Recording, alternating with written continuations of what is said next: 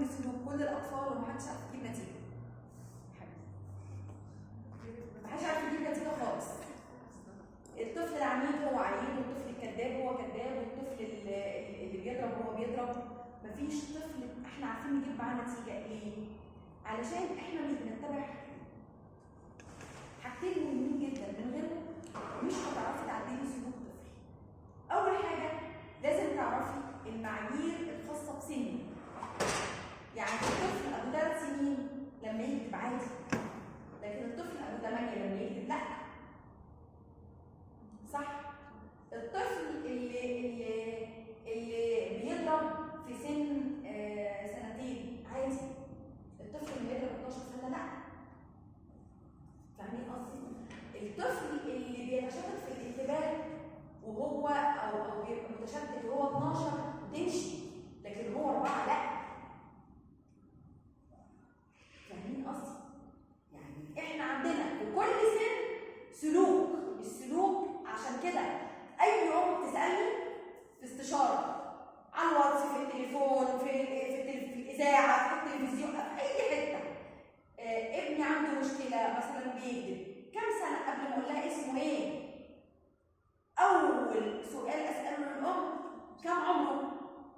عشان انا احدد اذا كان في مشكله ولا لا من عمره. تمام؟ ما تجيب لي رسمه تقول لي حل ليها ابني كده عنده مشكله ولا لا. اول سؤال اساله لها سنه كام؟ لان رسمه ابو 3 غير رسمه ابو 8 غير رسمه ابو 12. فانا لما اقول لك انت ابنك عنده 5 سنين المفروض يتكلم قد ايه؟ ما انتش عارفه. المفروض يتحرك ازاي؟ ما انتش عارفه. المفروض ياكل ايه؟ ما انتش عارفه. طب المفروض يبقى عنده كام صاحب؟ ما انتش عارفه. عشان كده ما احناش عارفين نحدد اذا كانت مشكله ولا لا. ممكن الاقي ام تقول لي لا ده مكسوفه بس شويه، بنتي بس بتتكسف، وقيسها لا عندها بطن ضعف شخصيه، مش بتتكسف، دي مريضه. فاهميني؟ طيب طفل تاني ام تيجي تقول لي نديله تخاطب. نديله تخاطب ليه؟ عنده كام سنه؟ 2. طب انت مستعجله عليه ليه؟ مستعجله عليه ليه؟ لما يتم 2 و6 شهور نتكلم. لما اصله مش هيلحق يتكلم لا يلحق. ده انت ممكن تلاقي الطفل من سن 2 ل2 و6 شهور اكتسب اللي ما اكتسبوش في سنه حل. ممكن تلاقي اطفال في شهر زي ما تكوني حاطه الكلام في كيس والكيس ده اتفتح، تبص تلاقيه يصحى كده هو يتكلم كل الكلام. فاصبري. ليه؟ عشان هي اصلا ما عندهاش معلومه ايه؟ هي السن ده المفروض يتكلم كام كلمه. ولاقي ام ممكن تقول لي ايه؟ ابنها بيتكلم كلام. جالي امبارح انا هنا في المركز ابنها عنده 6 سنين. انا مش فاهمه حاجه، انا كشيماء مش فاهمه بيقول ايه. هي بترد عليه ايه وبتتكلم معاه، هي فاهمه لوحده. وجايه تقول لي بتشتكي انه بيضرب في المدرسه. ما هو لازم يضرب، هو ما حدش فاهمه. عنده 6 سنين ومحدش فاهمه. انا دلوقتي عايزه الفت نظرك واقول لك تعالي نلعب.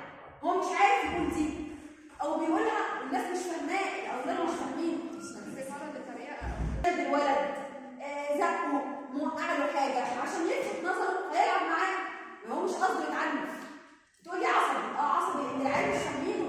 عصبي وبيضرب لانه مش مفهوم. اذا كنت انا مش فاهماه بس انا فاهماه، انا مش فاهمه. طب انت عندك معلومه الطفل اللي عنده 6 سنين المفروض يتكلم ازاي؟ مش عارف. هو مش قادر لان هي ما عندهاش المعلومه دي. بقى المفروض يتكلم مقطع من 3 باراجراف من 3 جمل ورا بعض، ويعرف حاجه اسمها سرد، ويبقى في طلاقه لغويه. كل ده مفيش. فطبيعي جدا انه يتعصب ويضرب. وصلت؟ فاحنا مش عارفين السلوك اللي صح يبان في سن والسلوك اللي غلط يبان في السن التاني. كل واحده تقرا في معايير اطفالها. انا عايزه اعدل طفلي عنده 7 سنين. طب ابو 7 دوت المفروض عنده كام صاحب؟